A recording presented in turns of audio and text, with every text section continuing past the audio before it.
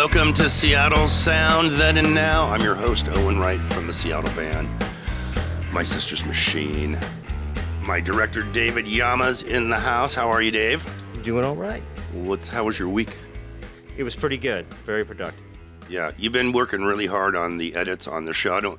I didn't even realize how much time it takes to even do, so when you guys are watching our YouTube demos and stuff, and they're only like 2-3 minutes long. That's a lot of editing time. Dave, you've been doing great work. And tell our people a little bit of the background with the UW Film School, and then let's hear about Still Pick Productions, your production company. And that's Still Pick Productions is the production company that is making this possible for Seattle Sound Then and Now. I was at UW actually in biomedical engineering, and then figured out that I'm not capable of that degree of science. And so I took some time off, went back and joined Cinema and Media Studies. But so we all got together because it's mostly about film analysis, things like that. And we were like, no, we want to make stuff. And so we all kind of got together as a group and started making short films. And it kind of just was born out of that. How did Still Pick start? I wanted an ability to give ourselves some legal liability protections in some of the films that we were making. And so I started Still Pick LLC for that reason. And then Limited liability. Yeah, and now I'm doing the thing that both the IRS and the state tells me I need to do, which is actually try to make some money, or else they're going to take my license. Well, they want your tax ID number, so you can... Exactly.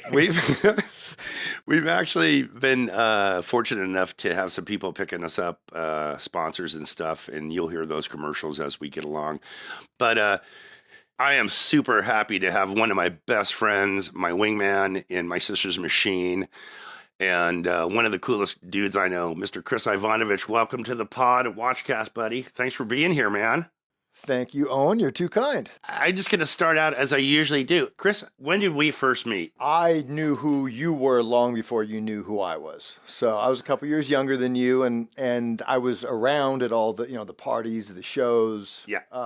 Starting in the early '80s, but I was one of the dorky zit-faced little 13-year-olds walking around, and you were the badass guitar player in Mistrust. You weren't 13. Well, no, but a little bit. You were like 15, 16 when Mistrust started. God, Yeah, how 5 years younger than you. 50, just turned 55. Do you know how old you are?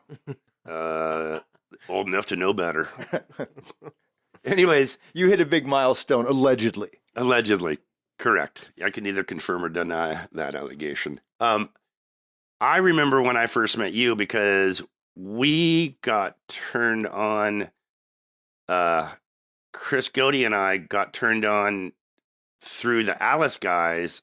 We're looking for a bass player, and you were good friends with those guys. And I remember walking into their house on, was it Des Moines Memorial Drive? Yeah, near there, kind of Riverton Heights area. Yeah. The Big Alice house. And I walked in, and there you are, laying on the couch, smoking cigarettes. Tell the folks, how did that go down for you? I was sort of, actually at that time I was practically living there. So, and you even remember, they're like, yeah, this Chris Ivanovich could play bass. And you're like, you mean the guy that just lives on your couch? And they're like, yeah, that guy. It was a match made in heaven because after that, and things went pretty quick. We got into a band room that we shared with the Alice boys down, remember that old beat up band room on underneath the West Seattle Bridge? Yeah, it's no longer there, but turned into a big storage place now. They ripped it all down. Had an iconic history. Well, even before that, though, it was actually through the Alice guys. It ended up being actually from another area. Ended up starting working with Nick, and so Nick and I were going to start working on a project, and then you and Godey were working on a project, and it might have even been Susie Bridges somehow had something to do with wrangled everybody together. All of us like, hey, you should, put the four of you together and make some music. Yeah. It turned out good. We had a good run. We did 2 major label releases with Diva on Virgin and then Wallflower on Chameleon Electra, and we did a lot of touring. And God, there's so many things I could ask you. I'm almost drawing a blank. When did you start learning to love listening to music? How old were you? Listening to music, there was a big, I want to say moment, and I was around 7 years old. So, as you know, I was the only child of two grumpy old parents, and Your parents are awesome. they were pretty awesome. But with music, so there was no really music in the house other than Lawrence Welk. When Lawrence Welk would be on TV, that was my only. Is that right? Yeah, that was it. No, and it turns out actually my dad was a huge big band fan and even a good musician himself. He was into Glenn Dorsey and all that or whatever, and Glenn Miller and Tommy Dorsey, whatever, all that stuff from back in the day. But at home, there's not really any music, and so I didn't really have much exposure to music. But I had my cousin Johnny Ansett. She was a couple years older than me, same age as you, and I remember going into his bedroom. I hadn't been there for a while, and he had this giant poster of Gene Simmons on the wall. This is like, I don't know, like 74. Yeah. And the blood and the flame and the bat wings or whatever. And I'm like, holy crap. That, what's weird about that is that in 1974, I was actually living in Japan. What was the record that came out in 74? Yeah, no, I think it might have been Hotter Than Hell actually, and that was because it had it was had the Japanese kanji on it and whatever. Yeah. And it had just a weird. It was Hotter Than Hell. To it. Yeah, weird feel to it and cool. I remember seeing that and Japanese album cover. Yeah, and my cousin was like, "Hey, you want to listen to this?" I'm like, "Sure." So he puts the headphones on, and the first time I even ever heard like real heavy distorted guitar, that first power chord, that I'm like, "Oh my God, this is the music of the angels." And and then I'm like, "Look at that, Gene Simmons is playing this cool guitar," and he's like, "Nah, he's like, nah, Chris, that's not guitar, that's a bass." I'm like, "Well, I want to do that then." Is that right? Yeah, I still remember thinking that, at least at that time anyway. Did you get a bass shortly after? No. I'm 7 years old, and from then on, I would borrow his albums, sneak them home.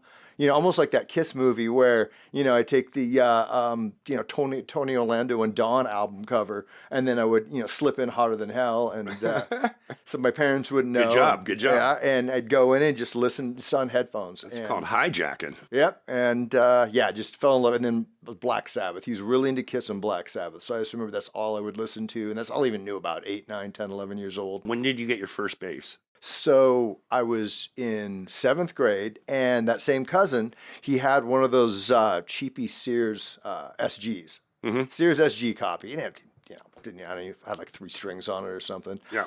And he gave me that for like $20, and so I was all excited. So I had that. I think I even ran it through. He showed me how to run it through a cassette player, and you open the thing. Yes. Basically like a de facto amp or whatever. That was the coolest thing. And I had a friend named, the only guy I knew that played guitar was my friend Eric Stevenson. And so we're in 7th grade, and he was showing me, God, it was right when, don't laugh, it was Pat Benatar's Hit Me With Your Best Shot. And that just came up, that riff. And it wasn't even, maybe it was kind of foretelling my bass future. It wasn't even the power chords. It was actually just the root notes. Dun, dun, dun. Yeah. And so, but I remember he shows me, I tried it a few times, and then I actually, and I did the whole thing, and I did it in time. And I'm like, I just freaked out. I'm like, oh my God, I made this sound that I like, and I actually did it, and it sounds kind of like the song. Yep. And I actually played it. Play along with it. So I started, dabbling with guitar and playing around then, and just playing around with guitar a little bit. And then it was actually, I think in 9th grade, I actually went and bought a bass, and South Center had a music store back then. Actually in the mall, and I got a bass there, and then somewhere else, I think Connecticut Keys or something, I got a PV Basic 40, which I still have, the old bass amp. And you still have that? Oh yeah, still in the garage, still works. Did we put that in your in the music room? Yes. No, there's other amps in there, but it's in there now. Do your kids go in there much, or they're teenagers now? Yeah, well, I mean, my son's more sporty spice, so... your daughter... but she's more into playing. She played guitar for a while, but it turns out... She likes drums. She loves drums. Cool. She just likes beating the crap out of things with sticks, so... Well, I feel... And she's doing all right. Bad for her next ex-husband. Yeah. I'm kidding, Mia. I love you, baby. You know that. Uncle Owen loves you. So moving from there, you got your bass. When did you start jamming with people? Around 10th grade and 11th grade, I started jamming with a bunch of people, and I didn't think I could even play, and I wasn't that good. But what worked out great is that in high school, and you remember this, of all the wannabe rock stars, you had a bazillion guitarists, and then you had a half a bazillion drummers, and then you had half a bass player and zero bass players. Yeah. Zero bass players. So even though I sucked, I was the only bass player. So I automatically always got to jump to the top of the heap. Jump to the top of the heap. So I was playing. Buddy. I've always same thing with you. I mean, I always played with the best guitarists and really good drummers because I was the only bass player. Well, and it makes you better. Yeah. When you play with people that kind of know what they're doing. Well, and you remember back in the day, and this is it's been going around a long time, that in rock and roll, you've got a couple guitar players, and when the bass player quits, it's the worst guitar player gets demoted to bass player. Playing, yes. I mean, that would happen in Mistrust too, and it did. It happened with Tim Wolf was Tim a good Wolf. He guitar was player, but super briefly, and then Mike Winston. I can't even remember how we met him, but he was the other guitar player in Mistrust, and he came and jammed with us one day, and we said, Tim, sorry, but you got to play bass. And Tim wanted to be a rock star so bad, he didn't care as long as he was in or going to be in a band that may do something. And that band did some pretty cool stuff. I mean, we headlined the fucking Paramount in like 1985 or no, 86. people don't realize, but in Seattle, you guys, I mean, obviously it's, Queensryche or Heart or something, but absent those two bands, you guys were the biggest band in Seattle at that time, and playing the music, the rock style music that was kind of most in vogue. Well, and also on the other, and David and I say we have the Wheel of Music in Seattle, and on the other end, there are other bands. That Mistrust band was kind of glam metal, more metal, but we still, we had long hair, and I'm pretty sure at the bigger shows we played, we maybe put on a little eyeliner. A lot of eyeliner. Come on, don't lie. Chicks dug it. Exactly. I don't know what was going on with that? So that was like super good. But there on the other side, there was like a bunch of alternative stuff going on. There was a punk scene happening. There was a scene that happened at about the same time that Mistrust was just starting in the early 80s with the Cowboys, the Allies, the F-Holes, a bunch of bands that kind of had that. Who wrote the song "When You're Walking in Your Sleep"? Oh, the Romantics. Yeah. A lot. There was a huge scene of bands in Seattle that were really very similar-ish to the Romantics, which is super poppy 80s type music. Even starting in the late 70s, Angel, the Knack, and Angel City, all those bands, they all had the skinny ties and the whatever. Correct. And it was that kind of initial, so there was also that scene happening in Seattle too, which is super. There's a band headed and fronted by a guy named David Kincaid. He had a band called the Allies, and we would go and watch them play at Astor Park. And then finally we got asked to play at Astor Park, which is like one of our first shows we ever played. Actually, it's on YouTube. It's only one song. Somebody videotaped it with a old school camcorder, and it's on YouTube. And I'm like, wait, what? So it's interesting time for sure. You know what? We're going to take a short break from Seattle's Sound Then and Now with Chris Ivanovich. As you know, David, I have a lot of coffee table reading stuff around my house. Guitar magazines, art, photography. Great stuff to browse through between setting up the pod and jamming. One thing that's been on my coffee table forever since 1995 is an issue of Mansplat. Have you ever seen this thing? Oh, man. There's nothing better than start your day with a bit of Mansplat. Really, though, this newspaper is fucking gold. Made right in my town of West Seattle since 1995. Mansplat is an adult twist on all things pop culture, guitars, rock, monsters, cars, chicks, booze, food, TV, and movies, all thrown into a Mad Magazine-style blender and printed into a newspaper tabloid format. There's so much in this magazine/newspaper. Awesome segments. Ones like Ask Dr. Blast. Some of those columns made it into some pretty big magazines as well. Oh, yeah. If you go to mansplat.com, they're currently offering 15 out-of-print back issues for only $15. Man, that's a lot of splat. Skeet, skeet, skeet. What? Mansplat.com. You know, Dave, whenever I call you, you're always working, whether it be on a film, your daily gig, writing a script, editing the pod. There's always something to do, that's for sure. I hear you. Between this pod, running my company, writing music, it could be tough to keep up with those little pesky household tasks, Oh, right? you betcha. Luckily, Des Moines Cleaners has your dry cleaning needs taken care of. Open from 7 a.m. to 3 p.m., closed on Sundays. I actually know the couple that own it. They're super sweet. You could take one task off your shoulders with the cleaners for all your dry cleaning and laundry needs. Des Moines, the Cleaners. Welcome back to Seattle Sound. Then and now, I'm your host, Owen Wright, and I'm here with my good buddy, Chris Ivanovich, bass player for my Sister's Machine. Thanks for making time again for us today. Oh, thank you, Owen. We don't need to be that polite. Oh, I'll tell you to fuck off later.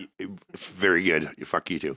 I wanted to involve our director and producer of the show, Seattle's Sound, Then and Now, David Yama.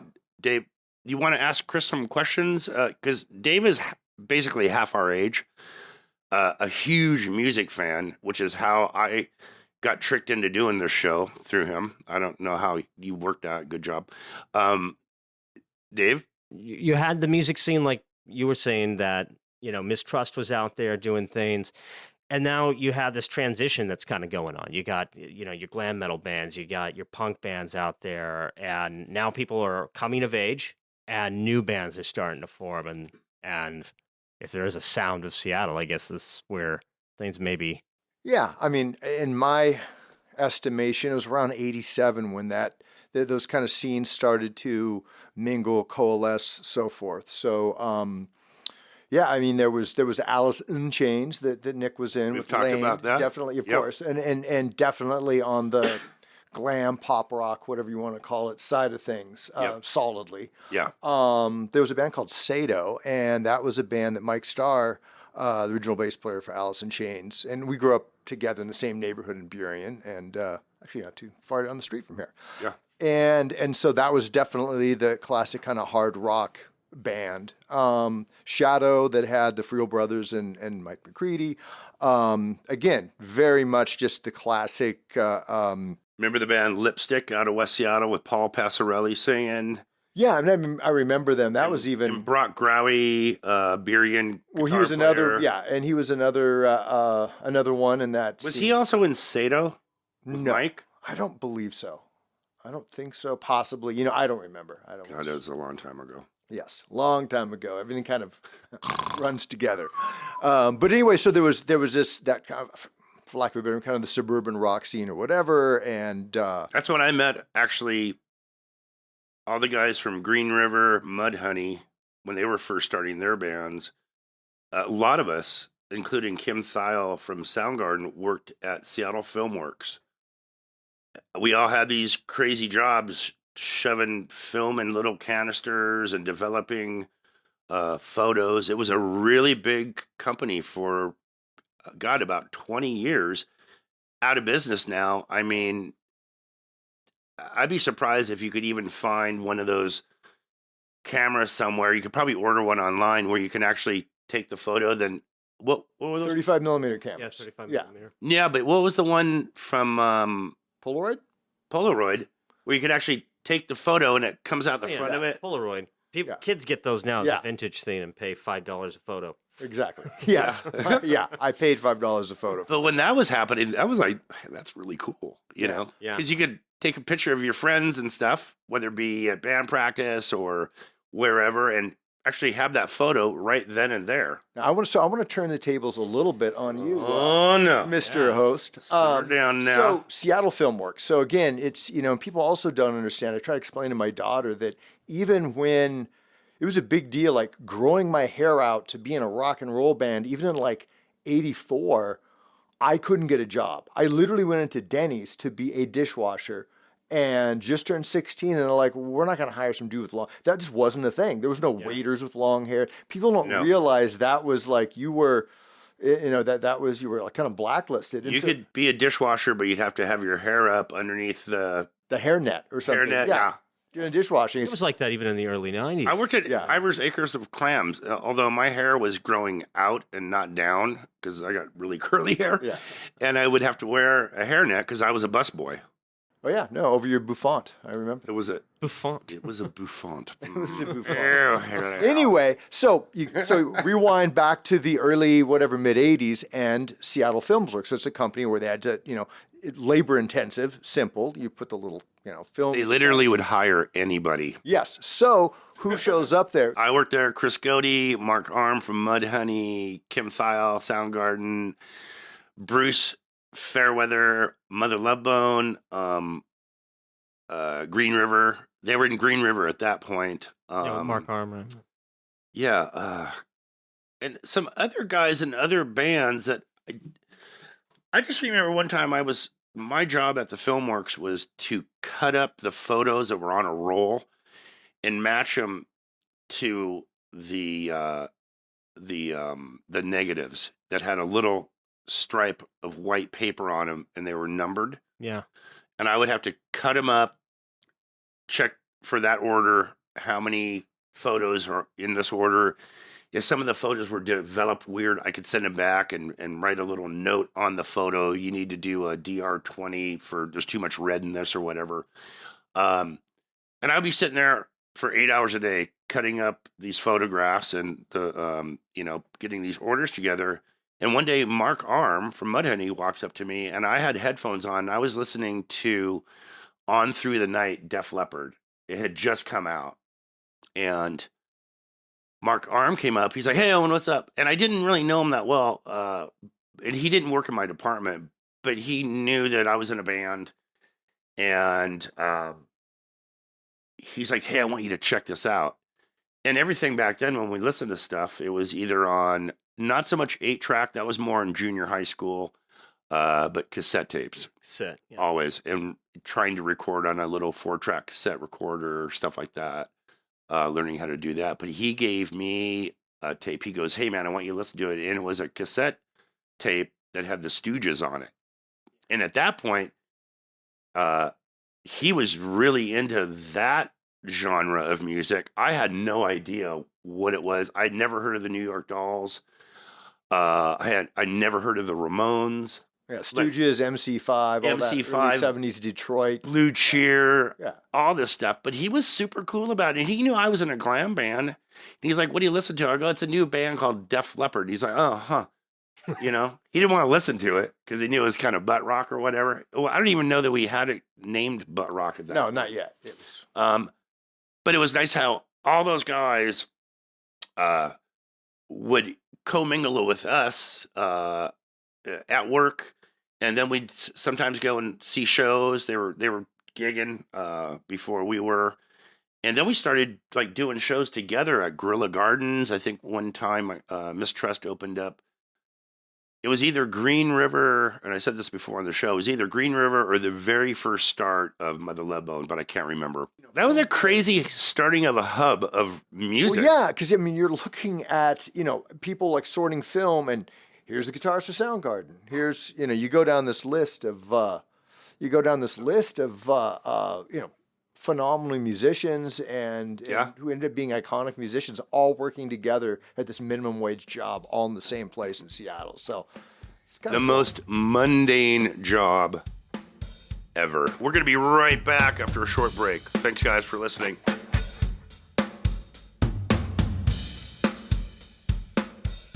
Another family-owned business I love to go to. That's where I met you, Dave. Well, that doesn't sound good, does it?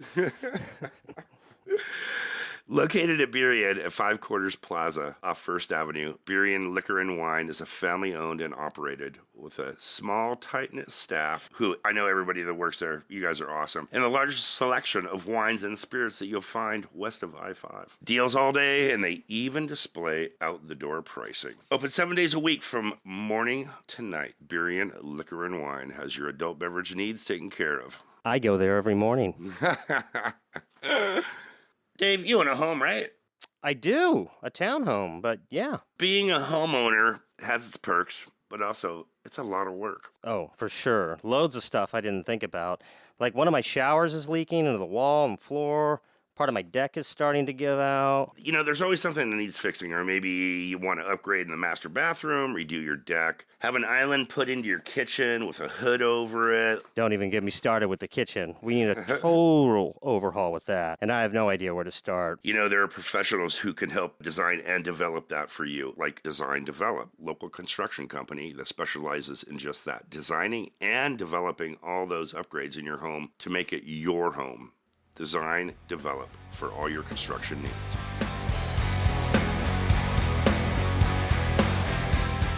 So, Chris, you and I toured for 2 full records. We toured off and on for 2.5, 3 years, whatever, on these 2 records. Did you like being on tour? You know what? I loved it. I loved it. And what I loved about it, I mean, I love playing music in a different place every night, and that was all awesome. But I was excited every time I stepped foot in a place that I'd never stepped foot in before. Yeah. And literally, it doesn't matter. I mean, obviously, downtown Manhattan is pretty Or Oklahoma. pretty fucking cool. But yeah, exactly. That's the Samurai Sake. Yep. Samurai Sake House, remember? That's right. But Tulsa, Oklahoma. Hey, I've never been to. It doesn't matter where. It didn't matter where it was. You're getting to see Yeah, I'm seeing places, and so I really enjoyed it. And before Owen and I would, obviously our shenanigans would. Well, we were roommates on the road, so anytime we got hotels and hung out, Chris and I roomed together. Yeah. And I'm sure you heard on some of the the podcast with Nick. I mean, initially we're all in the same van or all in one hotel room. We'd say there's 2 of us, and then sneak the whole band in. That's kind of a common thing with a lot of bands. And then we got to the point where, even though we're still in our crappy van, we had 2 people. We each had our own bed. So wow, we each. So there was 2 people to each hotel room. Yep. So, all our shenanigans would usually start, obviously post show. So, a few beers before the show and then lots after. But as soon as if we would get in and, say 2:00, we'd load in, have a, little sound check or not or whatever. They're like, hey, you need to be back at the club in 4 hours. I would pick the most interesting direction in wherever I was, whatever town, city, and just start walking. And then when I get to the 2-hour mark, I would turn around and start walking back. I remember that. Yeah, and Nick was kind of into his little video game thing for a while. You were still recuperating from the previous night's Wait, what? Shenanigans. And just take a walk just to see, and again, it was cool just seeing different places. Hey, one thing I want to get into coming into the show, Seattle's sound then and now. I want to kind of get up into the now. Chris just retired from being a full-on detective for the Olympia police force. Tell us, how did you get into law enforcement after the band split up? Yeah, so it's actually Thurston County Sheriff's Office, and I retired as a detective a little bit ago after, 27 years. It's crazy. Wow. At the end of the band thing, things were kind of falling apart, and looking back on it, seeing firsthand that fame and fortune don't equate with happiness. Nope. The band that we were all closest with is Alice in Chains. I knew, I lived with Jerry before he knew anybody else in the band. I'd known Mike before he knew else in the band. And we were all individually very close with everybody there. And I just remember before they had any money, when everything was just starting and they were first getting their record deal and first doing an album and first going on tour, living in that house, where Owen met me, it was they were dirt poor, having fun every day, just big smiles on their faces, just all 4 of them. And then I remember one time I was over there, came over to visit you and talk more about some music, and Jerry was in the kitchen and I think Mike was awake and Lane might have been awake, but Jerry goes into a cabinet. He goes, "What do you guys want for breakfast?" We got noodle roni. We've got what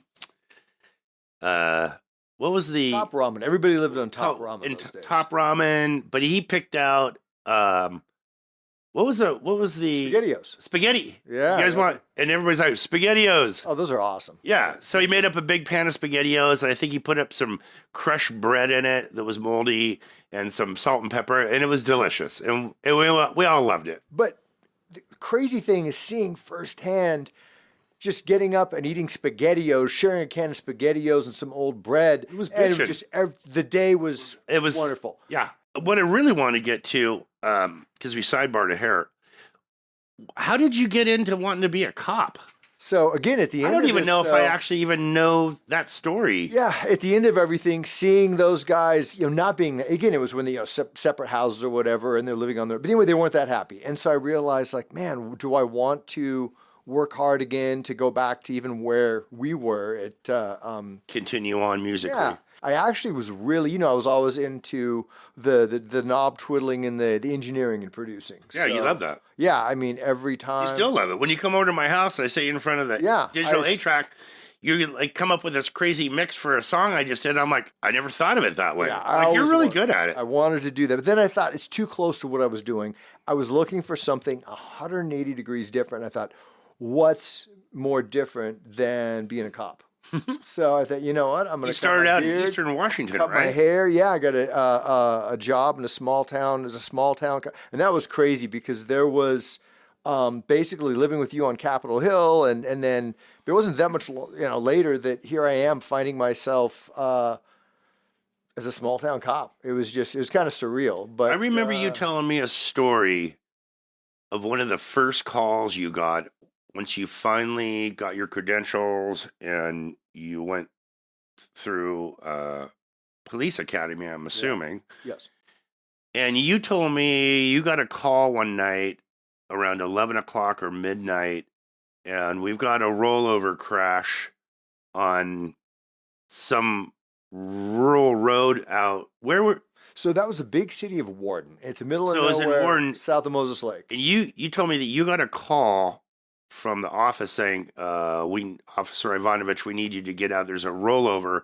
And you said you rolled up on this accident, and a guy in a pickup truck had rolled it and actually flew out of the truck and got decapitated.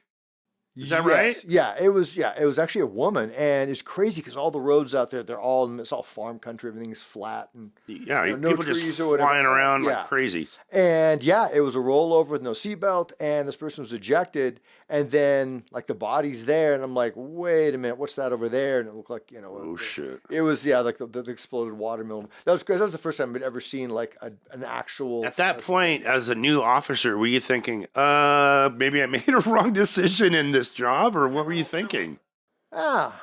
What's that? Yeah, what was that like? That was it was weird. No, I mean that was more like okay, what do I need to do here to what's my job here? What do I need to do? At that point, it's okay. You go into your training mode and so at that point it was outside of town. The state patrol handled all those investigations because it was actually a state route, even though it was a country road. You secured the scene. I'm assuming. And so you stayed on task and stayed on task. And I mean, obviously that's something where we don't want to go too far into this, but my last 15 years essentially in law enforcement was working in our special victims unit. So that was all with, crimes against children of all different types, or all the, the murdered babies, shaken babies, that kind of stuff. And I've seen. I don't even know how you survived that 15 years because we've had conversations and for our friends and people that are watching the show, Chris and I still keep in contact all the time. And it's been one of my best friendships ever, and we will continue always. Till we get Alzheimer's and forget who we are. Yeah, well, which we're close. That could. We got a couple years. It'll be fine. But surviving that stuff was kind of well. And I was going to say some of the stories that you told me about being on the SVU Sexual Victims Unit and being one of the lead detectives on that. Some of the stories that we won't share on the show. But some of the things that you told me, what you were investigating, I was like, how the hell? How is he doing it? And then I remembered in the band, Chris was always more of the practical kind of Switzerland band member. I was the crazy band member. Goaty was his thing, but Chris was very neutral on things in the band as far as which I had to be the peacemaker, so otherwise to keep them from killing each other, I was getting everybody to get along. So it was actually being the way that Chris is and being analytical, and as we talked about, like on that first rollover that you showed up at, you stay to task, and I'm assuming that's how you survived 15 years of SVU detective. Part of that was part of it. A big part of it was fairly poor memory. I was somehow able, like on a Friday night, by the time I got home, I'd forget about all my cases. So Yeah. they didn't. Some of them did, but they didn't consistently bother me as much as others did. And then there was a fair amount of alcohol consumption for Sure. unfortunately, but that's just It happens. yeah. I mean, that kind of helped me along there to deal with Kind of ease the some of that edges stuff. here and Yeah. there. Yeah. You know, I think we're getting to the end of this pod. Chris, thank you so much for being here today. I love you, brother. You're Love my you too. man. Okay. Seriously, I fucking dig you. David Yama, producer, director of Seattle's Sound, Then and Now. Thanks so much for your time. What a great episode. I can't wait to listen to it. Watch the Watchcast. And to everybody out there, thanks so much for watching, sharing, listening. And everybody be good. And you know the rules. If you can't be good, don't get caught. Seattle Sound, Then and Now. I'm Owen Wright. We'll see you guys later. Thanks so much.